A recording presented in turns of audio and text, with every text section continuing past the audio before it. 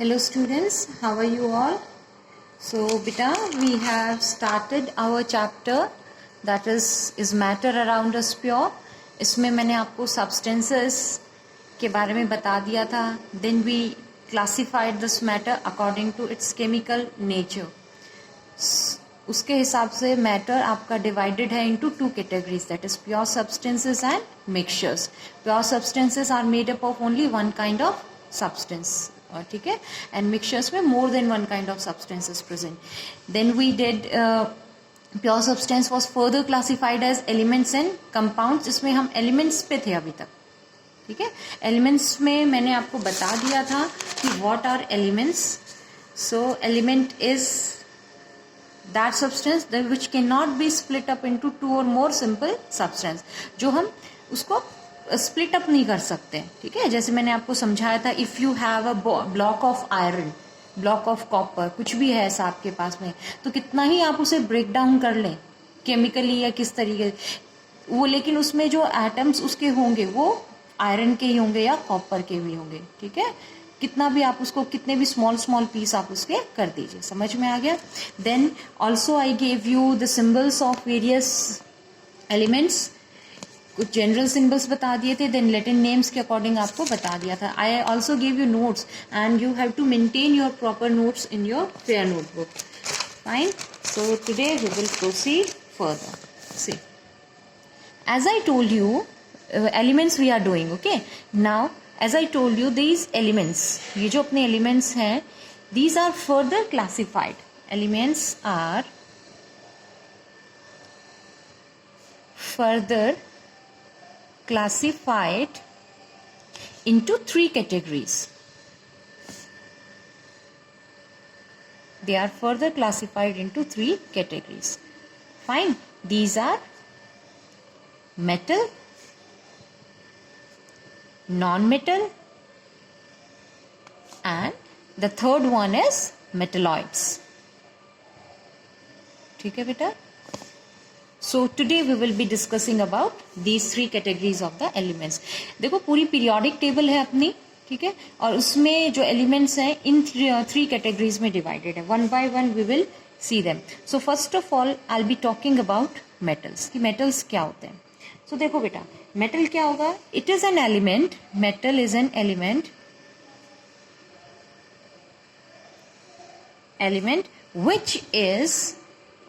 which is malleable, ductile and which can conduct. However, there are some these exceptions also, ठीक है. Exceptions वगैरह की बाद में बात हो जाएगी. So it is an element which is malleable, ductile as well as they conduct electricity and heat. Generally यही अपना मेटल का डेफिनेशन होता है. फाइन. और मेटल्स जनरली किस तरीके के होते हैं बेटा. They are generally solids. एक एक्सेप्शन है इसमें अपना, कौन सा. Mercury. Mercury is exception because mercury किस में आता है आपका, लिक्विड फॉर्म में अवेलेबल है, ठीक है. Mercury is exception, it occurs in liquid form. Liquid metal होता है आपका ये, ठीक है. Differences we will see between these two. Then non metals. अच्छा, एग्जाम्पल्स देख लीजिए आप इसके. Various examples are there. You can see this iron, copper, zinc, aluminium, gold, silver, platinum, ये सब आपके पास में एग्जाम्पल्स हैं मेटल्स के. Then we will come to non metals. Non metals क्या होते हैं आपके. तो देखो बेटा, नॉन मेटल क्या हो गए. It is an element,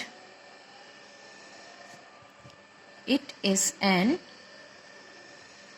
in terms का मतलब अभी बताती हूँ आपको. वैसे आपने लोअर क्लासेस में पढ़ा होगा, इतना तो जानते होंगे आप सब, ठीक है. इट इज एन एलिमेंट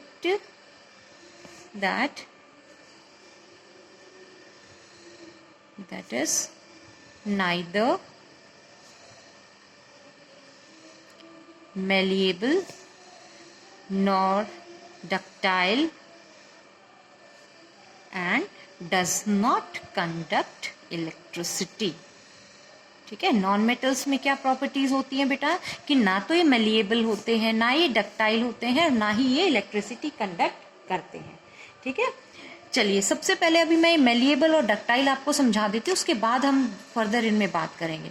देखिए मेलिएबल क्या होता है, नोट्स तो बेटा मैं जो आपको क्लिक करके सेंड करती हूँ ना, आप नोट्स तो वहां से नोट करना, ठीक है। यहाँ मैं आपको केवल समझा रही हूँ चीजें, ठीक है। मेलिएबल, वर्ड मेलिएबल का मतलब होता है कि the metals they can be beaten up into sheets, they can be beaten up into sheets. Metals को किस में हम बीट करते हैं बेटा, शीट्स में बीट कर सकते हैं। आयरन शीट देखी होंगी आपने, एल्यूमिनियम शीट्स देखी होंगी, फाइन। और सिल्वर फॉयल आता है अपने पास में जो स्वीट्स के ऊपर लगा होता है। Then we have this aluminium foil also which we use to wrap up the food, ठीक है। वो सब क्या है, शीट्स ही तो है मेटल्स की, ठीक है। तो ये मेलिएबिलिटी इज द प्रॉपर्टी, ठीक है। तो मेलिएबिलिटी या मेलिएबल का मतलब क्या हो गया, they can be beaten up into sheets. और ये किसकी प्रॉपर्टी है बेटा, मेटल की, ठीक है। Then another term which we were using was ductile, and the property is known as ductility. The property is known as ductility. और इसमें प्रॉपर्टी को क्या कह रहे थे अपन, मेलिएबिलिटी, ठीक है। तो डक्टिलिटी में क्या क्या मतलब होता है, डक्टिलिटी का मतलब, it is the property of the metals according to which the metals can be drawn into wires, drawn into wires. Metal से क्या ड्रॉ कर सकते हैं, वायर्स, वायर्स बना सकते हैं। आपने देखा होगा कॉपर वायर्स देखे होंगे, आयरन वायर्स देखे होंगे, एल्यूमिनियम वायर्स देखे होंगे, गोल्ड जो कि सबसे ज्यादा डक्टाइल मेटल है उसके वायर्स आपने, ज्वेलरी में यूज होता है ना, ठीक है। तो gold is the most ductile metal. और मेलिएबल सबसे ज्यादा कौन है, सिल्वर, ठीक है। चलिए तो दोनों समझ में आ गए हैं आपको, मेलिएबल एंड डक्टाइल। मेलिएबिलिटी में मतलब शीट्स बीट करके बनाना उसकी, एंड डक्टाइल मतलब उससे वायर्स फॉर्म कर देना। फाइन बेटा, चलिए ये था इसमें आपका। Then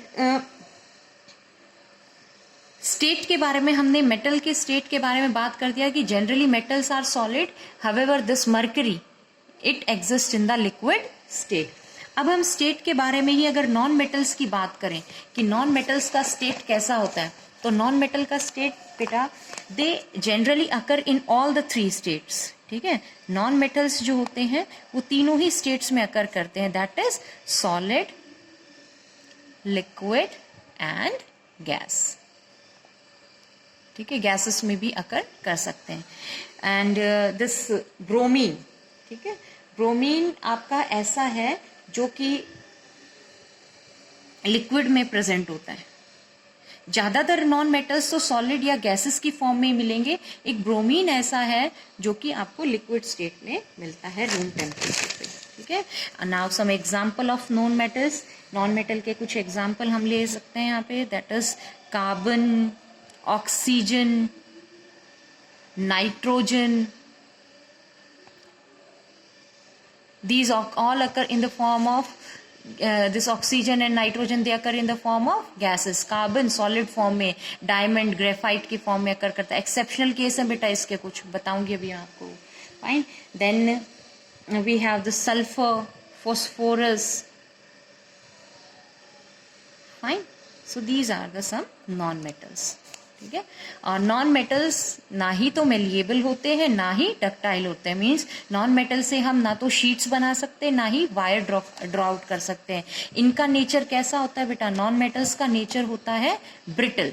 brittle means they break down, they break into pieces on hammering. अगर हम हैमर करेंगे उसको, हैमरिंग मीन्स उसको अगर आप बीट करने की कोशिश करेंगे बाय यूजिंग एन हैमर, तो क्या होता है, वो छोटे छोटे पीसेस में ब्रेक डाउन हो जाएगा। Fine. Then the third category of the element was metalloids. ये आपकी third category था, that is metalloids. So let's see what are metalloids. See, the metalloids are the elements. These are the elements which show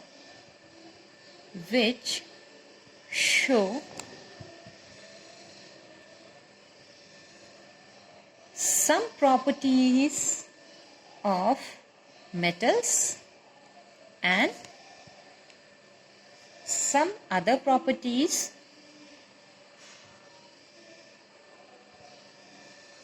of non-metals. ठीक है, metalloids क्या है बेटा? ये वो एलिमेंट्स है जो कि कुछ प्रॉपर्टीज तो मेटल्स की शो करेंगे और कुछ प्रॉपर्टीज नॉन मेटल्स की शो करेंगे. समझ में आ गया? तो ये है इसकी इंपॉर्टेंट बात. ठीक है, तो इन्हीं को हम क्या बोलते हैं? मेटलॉइड्स बोल देंगे. ठीक है, और you can also call them that is they are intermediate. ये क्या है? इंटरमीडिएट केस हो गया आपका. They are intermediate between the properties of metals and non-metals. ठीक है, ये इंटरमीडिएट केस हो जाते हैं नॉन मेटल्स और नॉन मेटल्स के बीच में. Examples you can C boron. Its symbol is B. Then we have silicon. The symbol of silicon is Si. And germanium, Ge, gallium. These are some common examples of metalloids. ठीक है बेटा, समझ आ गया? सो देखो, elements जो कि pure substance की category में आ रहा था, elements are further classified into 3 categories. कौन कौन से हैं आपके? वो metal, non metal and metalloids. ठीक है, अब हम लोग देख लेते हैं the difference between metal and non-metal. ठीक है, मेटल एंड नॉन मेटल के बीच में हम डिफरेंस देखते हैं. क्या क्या डिफरेंस है इन दोनों के बीच में?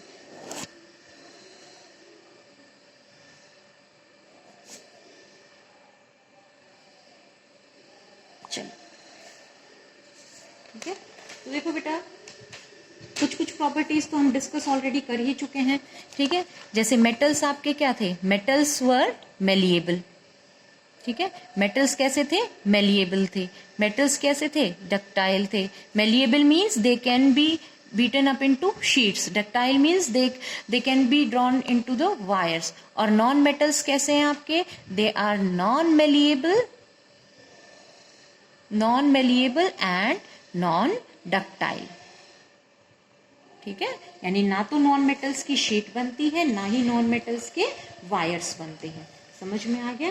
ठीक है, चलिए, इसके बाद में नेक्स्ट प्रॉपर्टी इसकी आ जाती है इलेक्ट्रिसिटी कंडक्ट और हीट कंडक्ट करने को लेकर. ठीक है, अब देखो, मेटल्स जो होते हैं, metals, these are good conductors of heat and electricity. इसमें लेड ऐसा एग्जाम्पल हो जाता है जो बैड कंडक्टर होता है. ठीक है, चलो वो भी, चलो ठीक है बेटा. तो metals are good conductor of heat and electricity.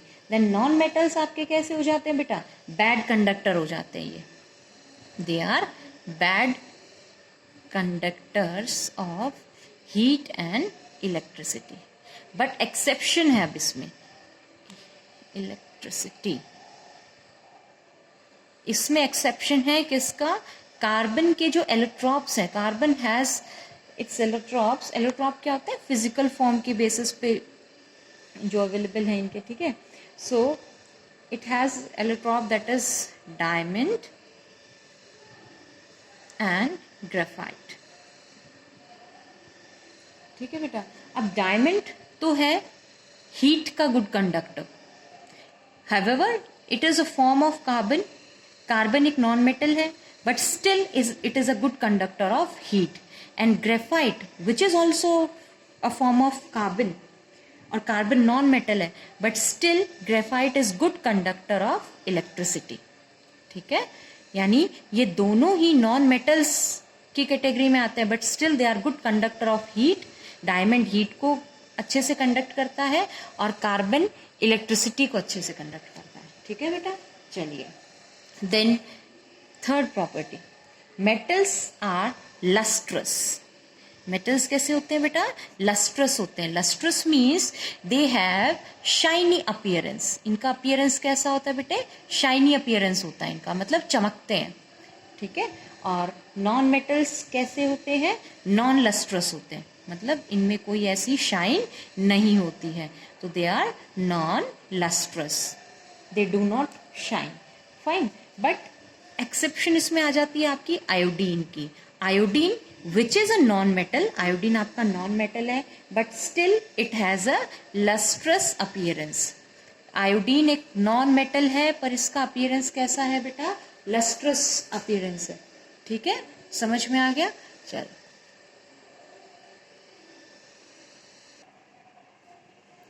Fine, सो ये हो गया इसमें। देन अब स्टेट की बात कर ले इसमें। Metals generally they are solid at room temperature. Metals कैसे होते हैं बेटा, सॉलिड होते हैं रूम टेम्परेचर में। इसमें एक्सेप्शनल केस आपका क्या है, exception is mercury. Mercury it is a metal but room temperature पे ये लिक्विड स्टेट में एग्जिस्ट करेगा। ठीक है बेटा।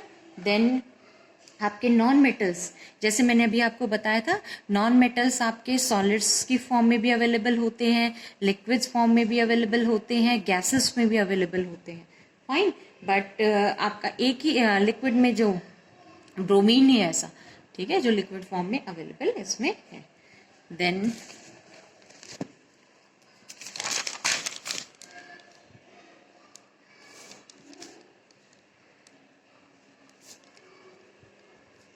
further discussing some more properties of the metals and non metals।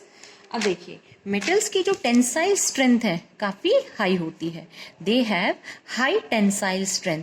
Tensile strength का मतलब क्या होता है बेटा, मतलब इसमें क्या होता है कि ये इसकी रिटेनिंग कैपेसिटी जो होती है बहुत ज्यादा होती है। ठीक है, टेंसाइल स्ट्रेंथ हाई होती है। और नॉन मेटल्स की लो टेंसाइल स्ट्रेंथ होगी, लो टेंसाइल स्ट्रेंथ। ठीक है, चलिए। Metals are sonorous. Sonorous means they produce sound, they produce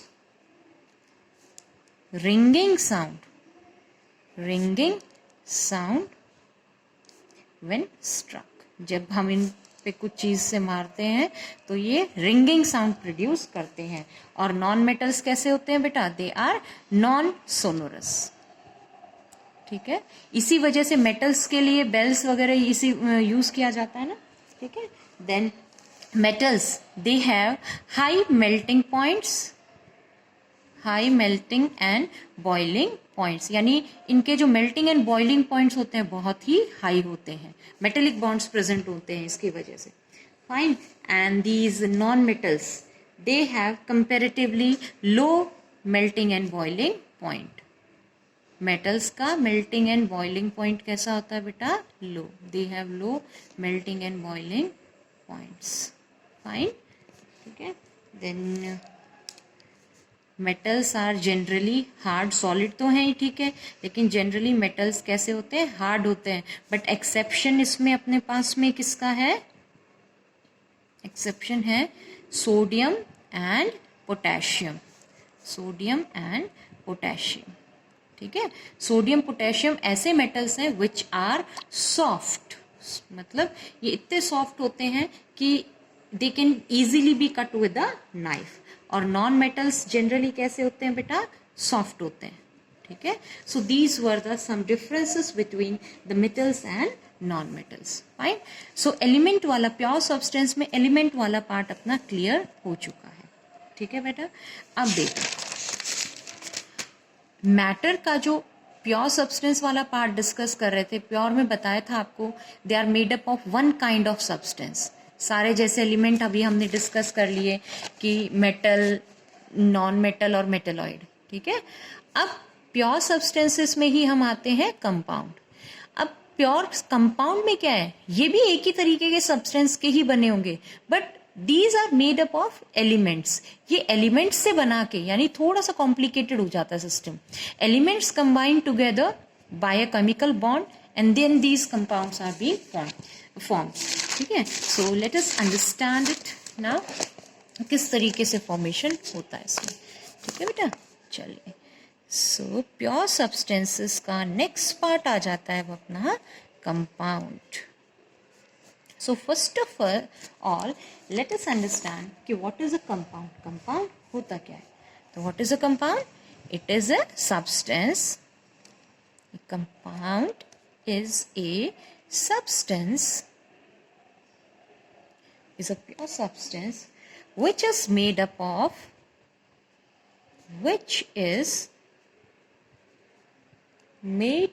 of two or more elements. किससे बना होगा बेटा? दो या दो से ज्यादा एलिमेंट से ही बना हुआ है, इस पे फोकस करना. It is compound is made up of elements, two or more elements chemically combined in a fixed ratio. Chemically combined in a fixed ratio by mass. ठीक है, समझ में आ गया डेफिनेशन? कंपाउंड क्या है? It is made up of two or more elements chemically combined in a fixed ratio by mass. ठीक है बेटा, चलो पहले समझते हैं इसको. Let us take an example by which we will understand that what are compounds. Simple most example is water. The formula for water is H2O. Fine. What do you see here? You see that water is made up of the elements hydrogen and oxygen. ठीक है बेटा, water किस किस का बना हुआ है? Water बना हुआ है आपका हाइड्रोजन का और ऑक्सीजन का. हाइड्रोजन के कितने एटम्स है इसमें? 2. और ऑक्सीजन के कितना एटम है? 1. ठीक है, तो एटम का रेशियो भी फिक्स है, यानी 2 वाटर में 2 एटम किसके हैं? हाइड्रोजन के, और 1 एटम किसका है? ऑक्सीजन का है. ठीक है, साथ साथ में इनका मास रेशियो भी फिक्स रहता है. ठीक है, वाटर आप देखो कहीं का भी लीजिए, आप मतलब इम्प्योरिटीज की बात नहीं कर रहे, जो सॉल्ट्स वगैरह प्रेजेंट है उसकी बात नहीं कर, बट जब pure water formula is always H2O. Wherever you go, you will find the formula of water this only. That is 2 atoms of hydrogen and 1 atom of oxygen. Now we will see that how this mass ratio is being fixed here. See, in the next chapter you will be studying about atomic mass and all. तो देखो hydrogen का atomic mass होता है बेटा 1. ठीक है, और oxygen का जो एटॉमिक मास होता है वो होता है 16. ये आपको याद रखनी पड़ेंगी, ये वैल्यूज पर फिक्स वैल्यूज होती है. ठीक है, हाइड्रोजन का mass, atomic mass is 1 and the atomic mass of oxygen is 1. Now what happens when in the formula of water, what do you see? 2 atoms of hydrogen and 1 atom of oxygen. Now atomic mass of hydrogen is 1, so 1 multiplied by 2, so overall mass कितना हो गया hydrogen का? 2. And the only 1 atom of oxygen is present and its atomic mass is 16. So 1 multiplied by 16 and it will be 16. So this is the ratio, mass ratio. This is known as the mass ratio. ठीक है, देखो hydrogen का मास कितना होता है? 1 होता है atomic mass, oxygen का 16 होता है. तो इस तरीके से अब देखो ये सिंप्लीफाई, इसको ये तो मैंने अभी समझाया था आपको, अब इसको सिंप्लीफाई करना मत भूलना. तो 2:16 को जब सिंप्लीफाई करोगे तो व्हाट विल यू गेट? 1:8. सो आप वाटर कहीं से भी लें, द मास ऑफ द